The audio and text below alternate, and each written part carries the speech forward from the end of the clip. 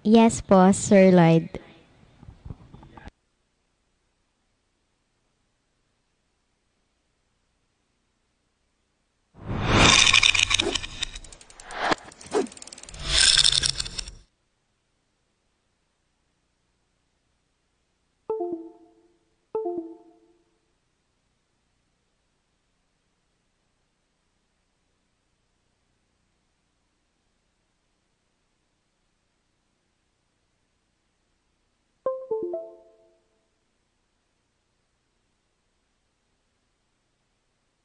Sa inyong lahat. This is an opportunity to be able to share some inspiration to you today. Oo. Ibang-iba na panahon ngayon. Dati nakikita-kita tayo. So, ngayon,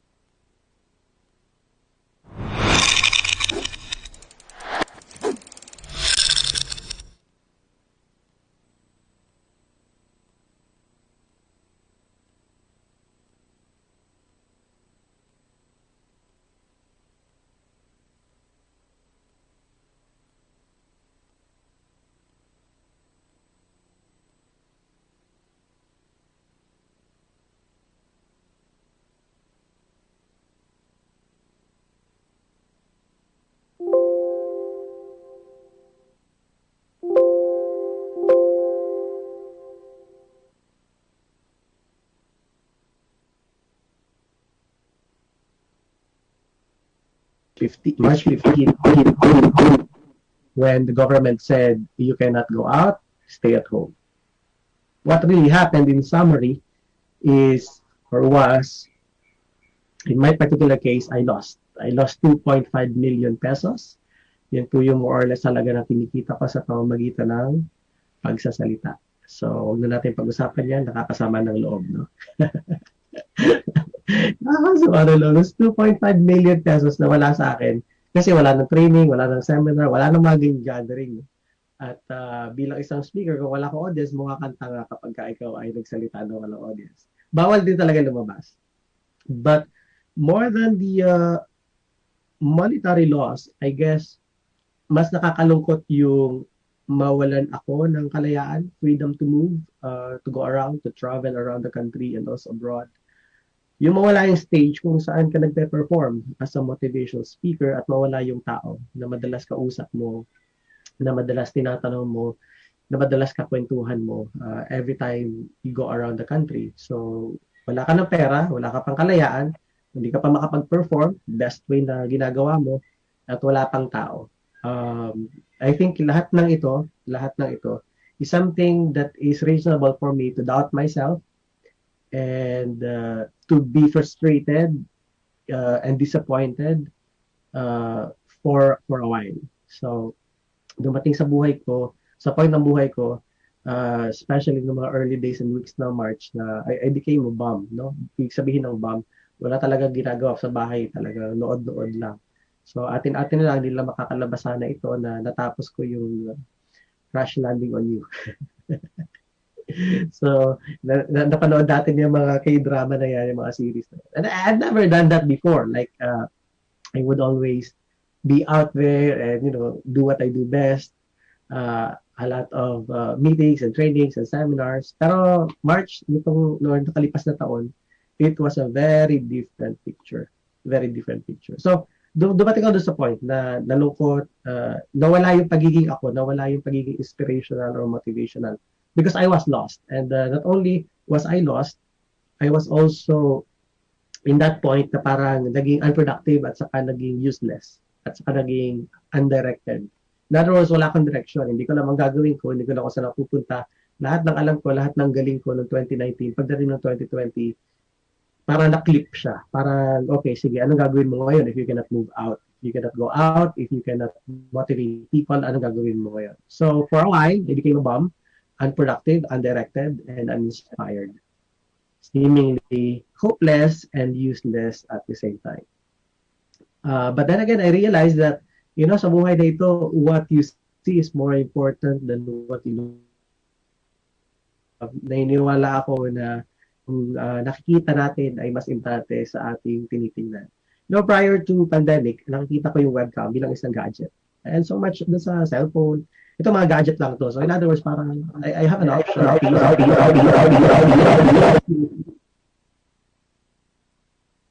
But I didn't take it seriously. So in other words, webcam lang yan, hindi ko gagamitin yan kasi hindi ko naman kailangan.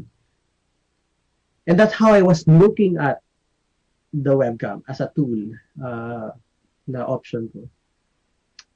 Then again, during the pandemic, nakita ko, again, at tinitingnan ko is webcam, during the pandemic, nakita ko ang webcam, hindi na lang siya tool, hindi lang sa gadget. Nakita ko siya window of opportunity for me to reach out to people. People like you na nasa ganitong klase ng seminar. So, cut na lang story short, I guess, kahit nasaan parte tayo ng buhay natin, we can always choose to see rather than just look. Kasi pag sinabi mo, tingnan mo lang, parang hindi pa kasi yun. Para sa love life yun eh. Hindi pwedeng sa unang tingin eh. Kailangan may makita ka as you move deeper into it. So, ganun din. Marami na sabi, virtual class, ang hirap-hirap yan, hindi possible yan. Kailangan face-to-face tayo mag-aaral para matuto. Some people have already adjusted yung kanilang learning system. May mga estudyante na natanggap na yung katotohanan, yung reality na kailangan nila ito because walang masyadong choice at the moment, at least at the moment. So some people see the crisis as an opportunity and some people see the crisis as parusa, punishment, pang-asar, panira. But for some people, again, they see this kind of event as something to, there's an opportunity for me here. Like, for example, kami mga speakers, mas malaki na yung reach namin, mas malawak na yung reach. I can do 5 to 8 seminars in a day kaysa dati na parang 1, 2, or 3 seminars lang in a day.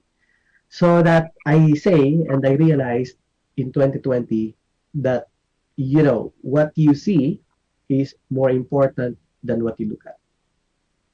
sana bilang mga leader, tingnan natin, no? Sana sinan natin yung idea na we have to look beyond what is visible to the eye because I think that will make us a more uh, perspective-based na leader. Kumbaga parang hindi tayo tumitingin na isang side lang. Mas malalim yung tingin natin. So that's the realization that I had back in 2020. So those of you who have missed out, my name is Sergeant Lloyd A. Luna. I am a member of the Philippine Air Force Reserve Command.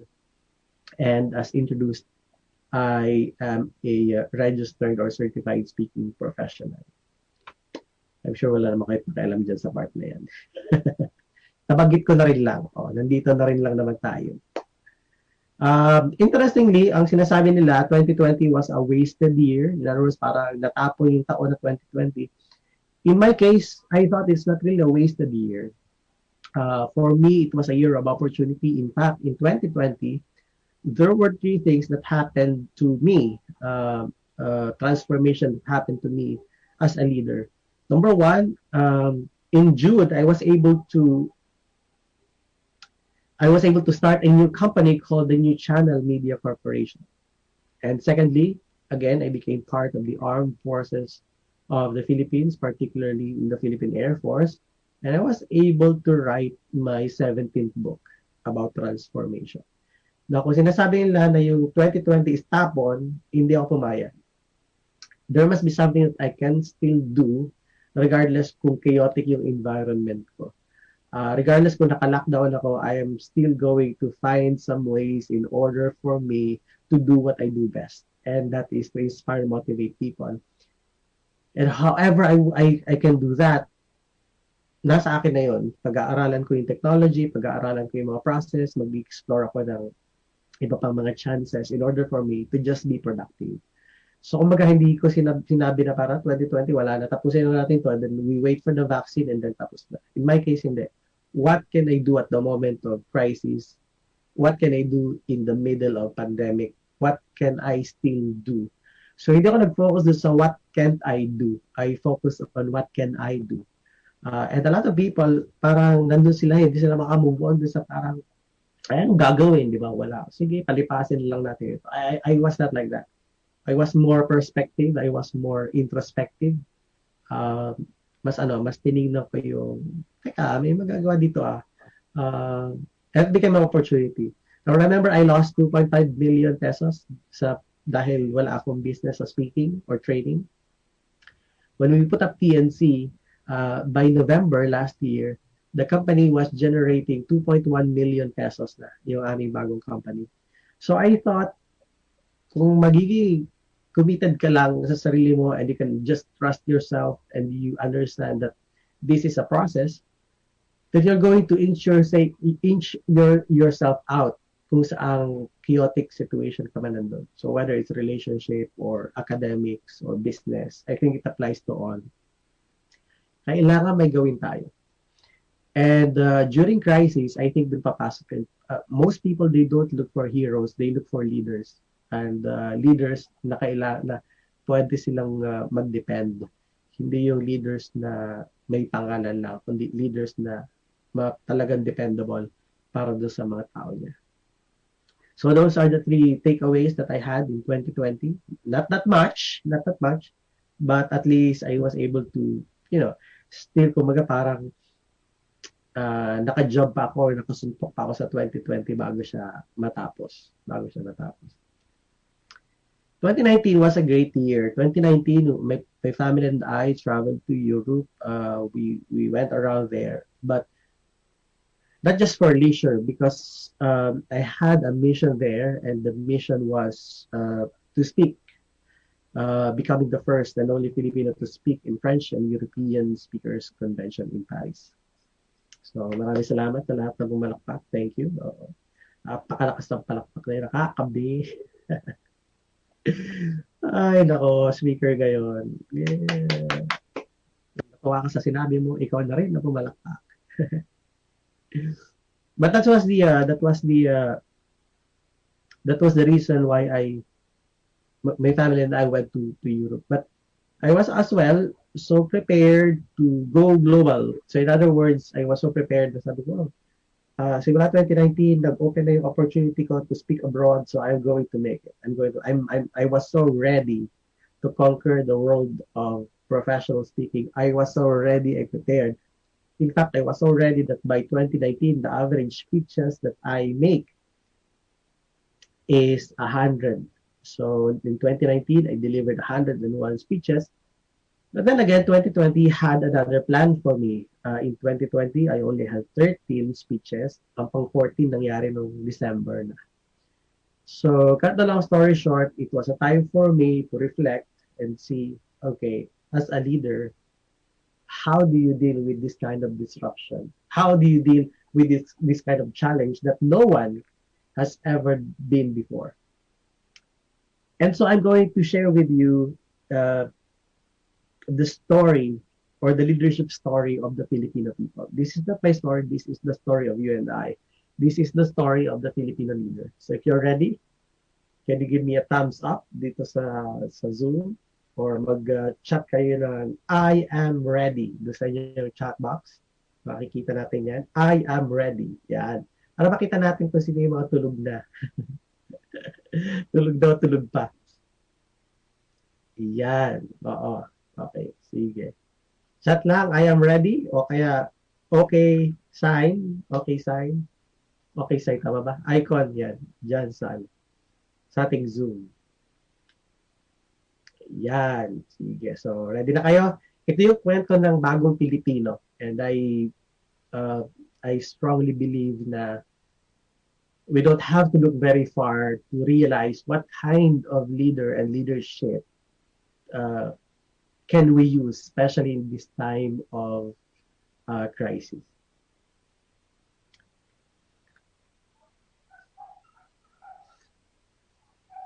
So the title of my presentation about transformation is specifically step back leadership.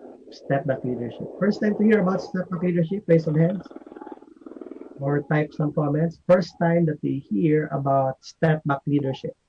Kasi probably you may have heard of servant leadership or autocratic leadership or democratic leadership. Now I'm talking about step back leadership. First time to hear about it, raise some hands or chat, say I. First time to hear about it. Okay, thank you, Jasmine. First time to hear about it. Okay, now it's good. First time to hear about it. It's good and it's bad. Kasi first time you hear about it, okay, okay. Hindi po akin yung motor. Wala pa pong motor dito sa bahay. Okay, maikling kwento. Ang aking kwento ay, ang claim is we have actually an original Filipino leadership philosophy. And that is my claim about step back. Step back leadership is our original Filipino leadership philosophy. Tandaan niyo maigi ha, step back leadership, I claim and I argue that it is our original Filipino leadership philosophy. The reason for that is because many leadership principles and concepts and management systems that we are using in the Philippines, mostly, if not all, come from outside, from abroad. So yung ginagamit nating mga leadership philosophies, yung mga dinidiscuss natin, nanggaling na lang sila sa labas. Sinulat ng Amerikano, ng mga European, kung sino pa mang mga ibang lahi na nagsulat. So that what we are using right now, they are borrowed materials. In-import natin galing sa ibang bansa. So it was imported to us. Borrowed hiram. Ang problema sa hiram, hindi ka masyadong proud because you cannot call that you own it. You cannot call it that. Na akin yan, amin yan. It's more of a hinram namin yan. And that's why I am trying to introduce yung step back leadership because meron tayong sariling atin. And yun yung gagawin natin. I-discuss kung ano yung sariling atin. I personally believe that the greatest test of leadership is not what happens when you are around. Rather, it's what happens when you are in the background. Karamihan ng leader natin ngayon, hindi nag-work yung kanilang sistema kapag wala sila. I don't know if you realize it. Pag wala ang teacher, magulo ang klase. Sino guilty? Tapos kamay. Kapag wala teacher, magulo ang klase. Kapag wala yung leader, ang dami kung ano-ano mga nangyayari. So, if you want to test your leadership, kailangan umalis ka dun sa front position at tingnan mo kung mag-work pa din. Kaya nasa Pilipinas kasi, ang leader, bino-volunteer. Parang gano'n. Nakaka-relate ba kayo? Bino-volunteer. Sino presidente? Ma'am, siya po. Parang ganyan nangyayari. So, we are not taking leadership seriously, especially kapag ka nasa elementary or high school ka. It's more of a, kung magiging presidente ka ng klase, baka ikaw yung utos-utusan. And nangyayari, di ba? Pag ikaw yung president, ikaw gagawa na.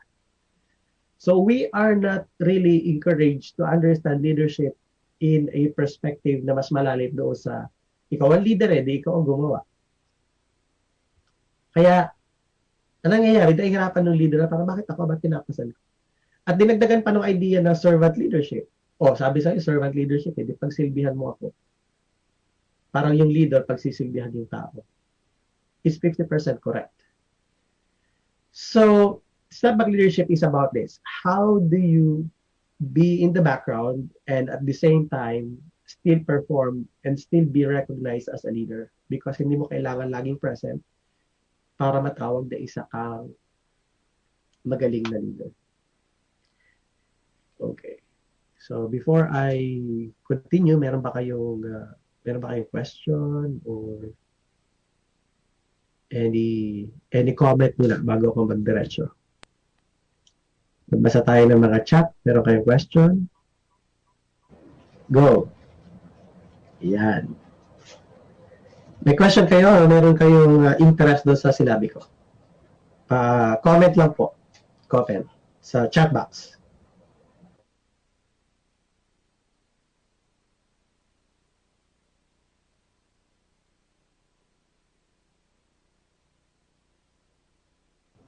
Ayan. Wala daw, wala. Okay, how do you get so successful? Sige, pag-aralan natin yan, ha? Sabi ni Buwan na wala pa din na. Sige, mamaya sagutin natin paano magiging successful. Sige. Medyo subjective kasi yung success Sa akin kasi, ang success ay hindi ko ano yung nakikita ko sa iba. So I cannot really speak for them. For me, success is just being who I am and being happy with what I can do. I can do this. I can perform my mission. And I'm happy with that. With or without millions of pesos in my bank account, I know I am successful because I am in my original state. I'm happy. I'm happy. Hindi ako yung mapaghangad. Hindi ako napapasaya ng bagong gadget. Hindi ako napapasaya na kung ano yung bagong meron. And not that materialistic. Not that sinasabi kong mali yun. But I'm not just a fan of this fancy description of success that you will need to acquire so many things here and there. So, yun a quick answer ko kay Christine. Sige, so I'm going to show my presentation again and ituloy natin. For 2 consecutive Sundays, sa Manila Bulletin, yung dyaryo natin, nationwide newspaper, sinabi ni dating mayor ng Antipolo City, si Dr. Jun Inares, na step-back leadership pala yung ginamit nila para i-improve ang Antipolo City. So, hindi nila alam yon until they heard about step-back leadership. Yun pala yung tawag doon sa ginawa nila. O, di ba nice? So, pag-usapan natin, okay, kung yun, ano exactly yung nangyari?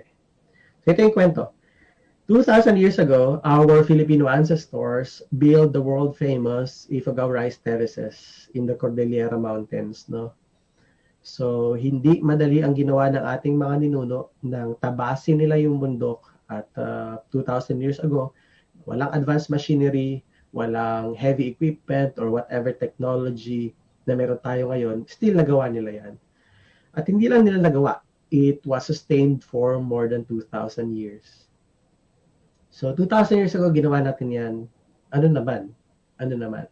Well, exactly ang question is, anong klaseng leadership, philosophy, or principle ang in-apply ng mga ninuno natin kung bakit at paano nagawa yan. So that was 2,000 years ago. I don't know if you're familiar with Magellan, no? Si parang Ferdy. Sabi ni parang Ferdy, ang mga Pilipino daw, mga barbaric yan, mga naive, mga walang alam, uneducated. Yun ang claim niya. So, nung dumating ang mga Spaniards dito sa Pilipinas, mga mangmang ang mga Pilipino, di ba? Yun ang sabi niya.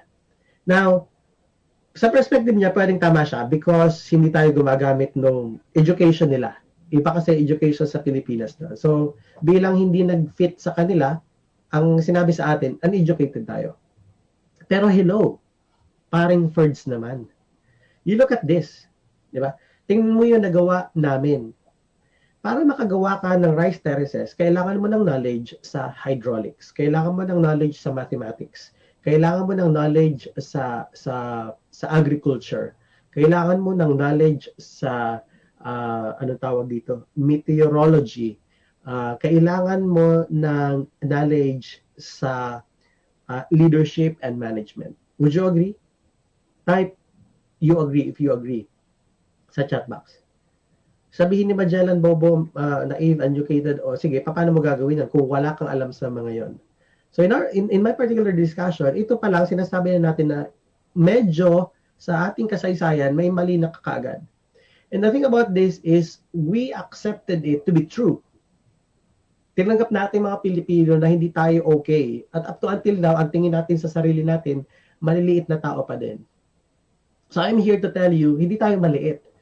I mean, of course, yung iba 4'9", yung iba 5, iba 5'5". I mean, maliit tayo physically, pero hindi tayo maliit na tao.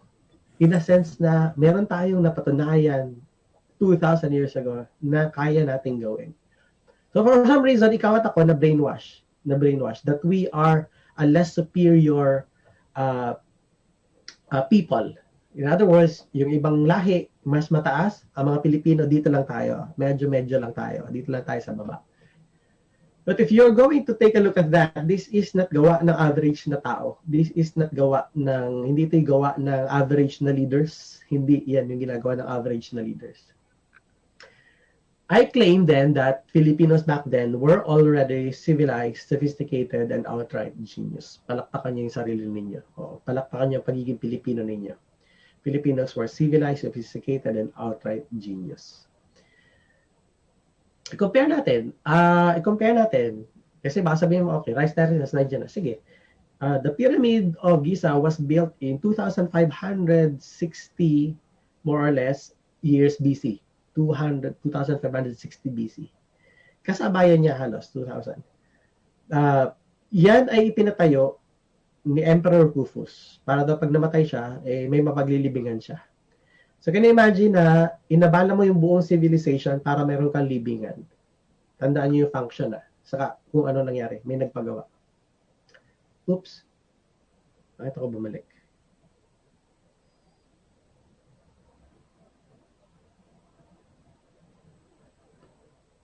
Yeah. Great Wall of China, it was put up in 220 BC at ang function niya dapat defense. Pero at the time, nung gera nila, tinalo sila ng Mongolians kasi napasok sila. Hindi dahil naakyat yung wall, kundi napasok sila sa gate. Nasuhulan kasi yung mga Chinese na nagbabantay na papasukin yung mga Mongolians. So, hindi na ginagawa ng Great Wall of China yung function niya at the time. Yung the Colosseum in Rome, ginawa ito noong 72 AD ng mga Vespasian. Ito yung nagpapatayan yung mga kriminal, kung sino matirang buhay, siya yung mabibigyan ng kalayaan. So, can you imagine ginagawa lang entertainment yon? And ito yung epitome, ito yung symbol na ganun sila ka-barbaric at the time. Talagang patayan kung sa patayan. Yan yun. Parang sabungan ng tao. Maganda, pero yun yung function niya. This one is Taj Mahal na matatagpuan sa India. It was put up in 1600s, 1632, 1636. Basta na itayo yan. Ganun din, si Mustas Mahal, uh, siya yung asawa ni Shah Jahan. Si Shah Jahan, yung emperor na nagpatayo niya. So, libingan din yung function niyan. Musileo, libingan. Cut the long story short, yung apat na yan, ginawa ng tao. Ancient wonders ang tawag sa kanila. They were constructed by slaves or salaried workers. Itinayo dahil may nag-utos, may isang taong nakilalang nag-utos para matayo yan. Kailangan nila ng time na yon. So, yun lang. Nisolve nila yung kailangan nila ng time na yon. At maraming namatay dun sa proseso. Punta tayo sa sariling atin, yung ating tinatawag na rice terraces. Man-made, handmade. Tinatawag na eighth wonder of the world. Ito, tinayo siya ng malayang mamamayan. Free genius people. In other words, hindi talamak ang slavery nung naitayo yan. In other words, itinayo yan dahil gusto ng mga tao sa community na maitayo yan. Hindi sila nilatigo, hindi sila pinahirapan, hindi sila pinatay kung hindi sila magtatrabaho. At very interesting yung part na walang kahit na isa mang leader ang nakilala na nag-take ng credit kung sino ang nagpagawa niya compared sa other wonders of the world, ancient wonders of the world. Sinolve nila yung problema nila at the time sa food security, pero 2,000 years later, yun pa din yung solution sa kanila. So in other words, long-lasting yung kanilang solution. Hindi siya yung pang mabilisan o madalian lang. So up to until now, it still gives life and livelihood to the people living in the mountains. So, cut the chase. Hindi na functional, hindi na functional, hindi na functional, hindi na functional. Ladies and gentlemen, welcome to the Philippines, the home to the only surviving functional ancient wonder of the world. Palakpakan naman dyan. Oo, saka comment naman. I'm proud to be a Filipino leader. Comment. Proud ako na Filipinong leader. Okay, so mamaya titira natin distinction ha. Nung ibig sabihin, nung una pa lang panahon, may sinabi na ang mga Pilipino. Right? Meron na pala tayong ibubuga. Di lang natin ngayon na-realize na meron pala, pero meron tayo. So ituloy natin ang discussion. Sir Lloyd, board na board ka ba? Bakit mo na-discover yan? Una, hindi ako yan. Ikalawa. Hindi naman ako bored. But I went there because I want to study. Gusto ko malaman kung sinong leader, anong klaseng leader tayo, anong klaseng leadership nga meron tayo nung panahon na yon. Kasi, hindi naman magagawa ng ordinaryong leader or leader na corrupt or leader na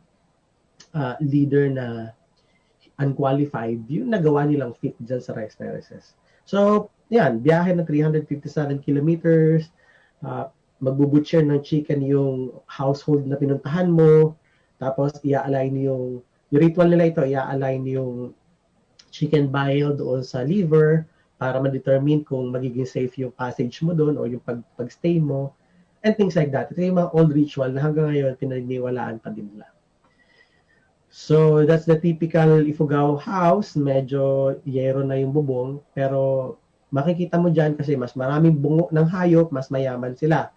Makikita mo na kaagad doon yung social classes, no? Pag walang maraming bungo sa labas ng bahay, yan sa may wall nila, ibig sabihin, hindi sila mayaman. Pag medyo mayroon, middle class. Pag marami, okay, mayaman yan. So, dati, meron na mga social classification. Mayaman, middle class, at saka mahirap. Nandun na yun. Dating-dati pa. Hindi siya bagong concept. So, natulog ako dyan, tapos, nagising ako. I woke up like this. And then I took a selfie of my own selfie there. Hindi niya lang kung paano ginawa yan. No? So, while ang karamihan ng mga tao, nakikita ito na tourist attraction, nakikita ko siya, hindi lang tourist attraction. Hindi ka lang dapat mamangha na, wow, ang ganda, ang galing, ang linis dito, wow, ang tanda na niya. It's not just tourist attraction for me. Remember when I told you that what you see is more important than what you look at? We look at the rice terraces only to convince ourselves that it is a tourist attraction rather than, and in my strong belief, it is our timeless proof of Filipino leadership ingenuity. It is a timeless proof of our leadership ingenuity. Anong ibig sabihin? Yung leader na meron tayo ngayon, yung mga leader na meron tayo ngayon, hindi man lahat, karamihan, is no longer the leader that once we had many, many thousands of years ago. Or many hundreds of years ago. Nabago na. Hindi na ito yung leader na kilala natin noon na hindi nagpapakilala.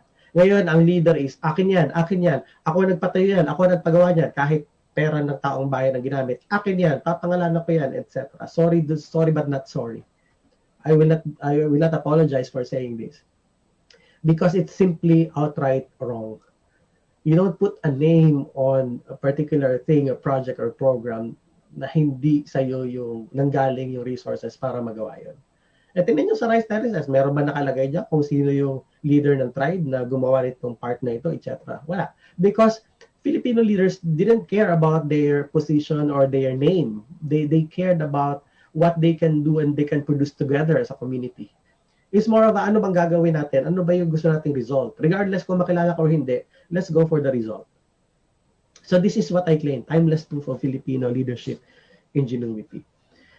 So that, ang question is, what then is the lost art of Filipino leadership? Ano yung lost art? Ano yung nawala sa atin? Ano yung leadership na nawala sa atin? So again, bilang ito yung ating thesis, basahin natin. Kung ang rice terraces ay ginawa ng malayang mamamayan at walang ni isang mang leader na nag-claim na siya yung nagpagawa nun at na-sustain siya for more than 2,000 years, what then is the leadership philosophy and management system that we use? The answer to my question is step-up leadership, which by textbook definition is a philosophy of putting the people at the center of leadership. Sa istorya ng leadership ng Pilipino, ang tao lagi ang bida. At least yun yung dati. Ngayon napalitan na. Ang naging bida kung sino yung nakaupo. Ang naging bida kung sino yung presidente, kung sino yung naklase, kung sino yung head.